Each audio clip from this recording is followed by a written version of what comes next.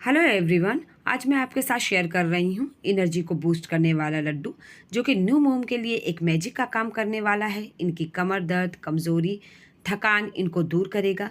Calcium, fibre, vitamin सारा कुछ जो है इसी लड्डू में मौजूद है। इसे बहुत सारी हेल्दी चीज़ों को मिलाकर मैंने तैयार किया है।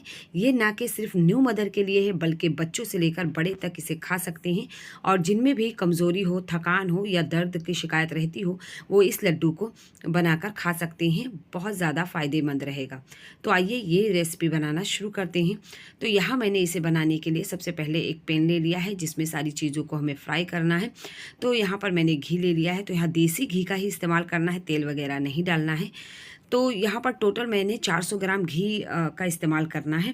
और घी जो है मैंने यहाँ थोड़ा डाल दिया है। घी हमारा गर्म हो चुका है, तो उसमें आधा किलो मैंने बादाम डाल दिया है। मैं इसे काफ़ी बड़ी क्वांटिटी में बना रही हूँ। आप अपने हिसाब से जैसा बनाना चाहें उस तरीके से आप इसे कम ज़्यादा कर सकते हैं। तो बादाम को अच्छी तरीके से भूनने दें। जब बादाम का चटकने लगे, क्रैक हो जाए उसका छिलका, तो उस तरीके से भूनकर इसे हमें निकाल लेना है। और उसी घी में हमें आधा किलो जो है इसमें काजू डाल देना है, और काजू को भी हमें इसमें भून लेना है।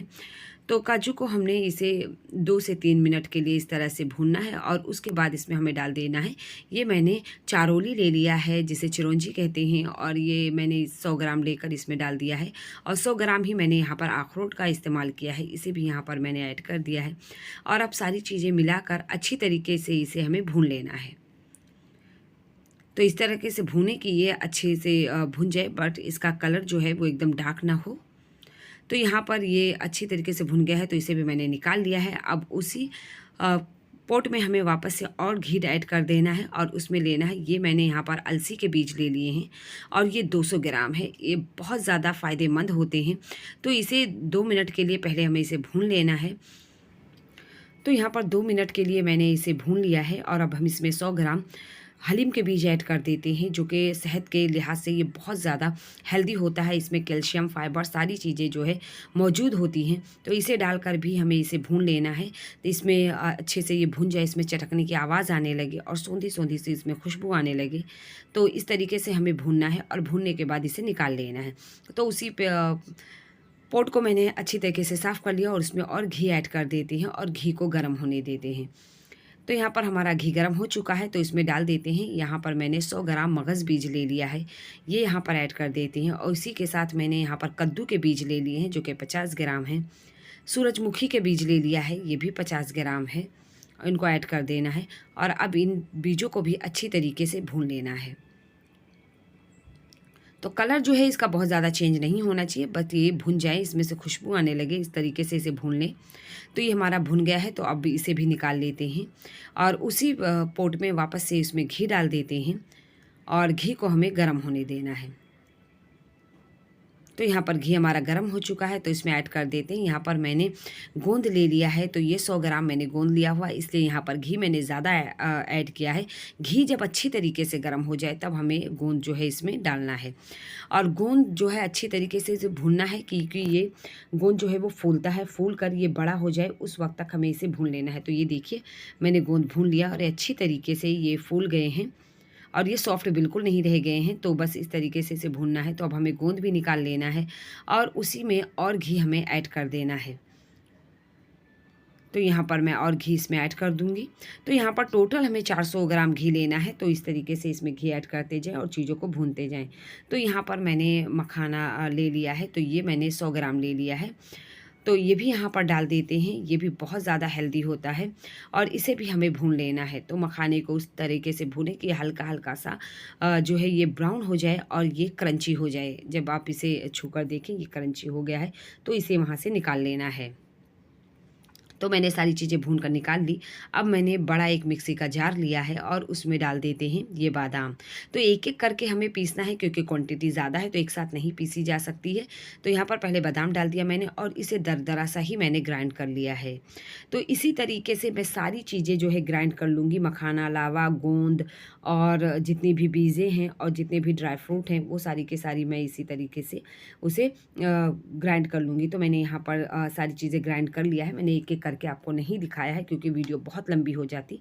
और मैंने सिर्फ ये अलसी के बीज और जो हलीम के बीज है इसे ग्राइंड नहीं किया, इसे हमें ऐसे ही डालना है। और अब मैंने एक वही पोट ले लिया है और उसमें मैंने घी डाल दिया है। तो घी जो है वो गर्म होने देना है। तो घी हमारा गर्म हो चुका है, तो उसमें हमें ये रवा डाल देना है। मैंने यहाँ पर 300 ग्राम जो है वो रवा ले लिया है, बारीक वाली सूजी है, ये डाल देते हैं और इसे भी भून लेते हैं। इसमें खुशबू आने तक, इसका कलर जो है थोड़ा सा चेंज होने तक, बहुत ज़्यादा इसे डार्क नहीं करना है, उस तरीके से हमें भून लेना है। तो यहाँ पर ये देखिए हमारा जो है ये सूजी अच्छी तरीके से भुन गई है, तो अब इसे निकाल लेते हैं। और अब लेते हैं एक बड़ा सा पोट और उसमें डालते हैं गुड़। तो यहाँ पर मैंने 750 ग्राम गुड़ का इस्तेमाल किया है।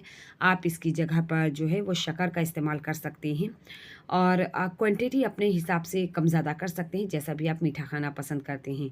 तो गुड़ को हमें सबसे पहले मेल्ट करना है, तो उसमें आधा ग्लास पानी डाल देना, बहुत ज़्यादा पानी नहीं डालना है, इतना डाल दें कि गुड़ जो है वो अच्छी तरीके से मेल्ट हो जाए। तो इसे अच्छी तरीके से मिला लेते हैं और चलाते हुए जो है वो गुड़ को मेल्ट कर लेते हैं। तो यहाँ पर देखिए गुड़ जो है अच्छी तरीके से मेल्ट हो चुका है। इसमें जो है चाशनी वगैरह नहीं लेना है, सिर्फ गुड़ अच्छी तरीके से पिघल जाए। तो हमारा गुड़ जो है वो बनकर तैयार हो चुका है। तो अब इसमें हम ये सारी चीज़ें ऐड कर देते हैं, जो भी हमने ग्राइंड किया था। तो सारी चीज़ें जो है यहाँ पर हमें ऐड कर देना है। तो यहाँ पे मैंने ड्राई फ्रूट सारे ऐड कर दिया और यहाँ पर लिया ये मैंने नारियल ले लिया है, जिसे मैंने कद्दूकश कर लिया है। तो ये 200 ग्राम है, ये भी मैंने यहाँ पर ऐड कर दिया और रवा भी यहाँ पर ऐड कर देना है। और ये बीज जो हैं अलसी के और हलीम के, ये भी यहाँ पर इसमें ऐड कर देना है और अच्छी तरीके से इसे हमें इसमें मिला लेना है। सारी चीज़ें अच्छे से एक दूसरे में मिल जाएँ, ऐसे ही इसे हमें मिलाना है और फ्लेम जो है वो एकदम स्लो रखना है। और इसी के साथ हमें यहाँ पर सौंठ डाल देना है। तो ये सौंठ जो है वो 4 टेबल स्पून सौंठ का पाउडर मैंने डाल दिया है। ये जो है न्यू मदर के लिए बहुत अच्छा होता है और कोई भी इसे इस्तेमाल करे उसके लिए भी ये बहुत अच्छा होता है। तो इसे अच्छी तरीके से मिला लेना है। तो यहाँ पर मैंने अच्छे से इसे मिला लिया और ये जो है इसे ठंडा कर लेते हैं और इसका जो है थोड़ा सा पोर्शन मैंने यहाँ पर निकाल लिया है और हाथों में लगाते हैं घी। और ये हमारा ठंडा हो चुका है, तो इसका मिक्सचर लेते हैं और जितने बड़े भी हमें लड्डू बनाना है उतना पोर्शन लेकर हमें इसे लड्डू बना लेना है। तो इसे हाथों में अच्छी तरीके से दबा दबा के इसे बनाना है ताकि लड्डू हमारे खुले नहीं। तो हाथों की मदद से अच्छी तरीके से इसे दबा दबा कर इसे लड्डू बनाएं ताकि अच्छी तरीके से ये बन जाए और ये खुले भी नहीं। तो यहाँ पर मैंने तैयार कर लिया है। तो इसी तरीके से हमें सारे लड्डू जो है वो तैयार कर लेने हैं। तो यहाँ पर हमारे सारे लड्डू जो है मैंने तैयार करके रख लिए हैं। तो अब आपको मैं दिखाती चलूँ तो देखिए सारे लड्डू मैंने यहाँ पर बना लिए हैं। आप इसे ऐसे ही इसे 1 महीने के लिए आप रख सकते हैं और अगर आपको इसकी शेल्फ़ लाइफ बढ़ानी हो तो आप इसे फ्रिज में स्टोर कर सकते हैं। आप 2 लड्डू जो है दूध के साथ लीजिए और आप इसके कमाल देखिए, बहुत ज़्यादा जो है हेल्दी होता है। तो आप इसे बनाइए और खाइए। अगर आपको रेसिपी पसंद आई है तो प्लीज़ चैनल को सब्सक्राइब कर लीजिए, लाइक कीजिए और मेरी वीडियो को शेयर कीजिए। मिलते हैं नेक्स्ट रेसिपी।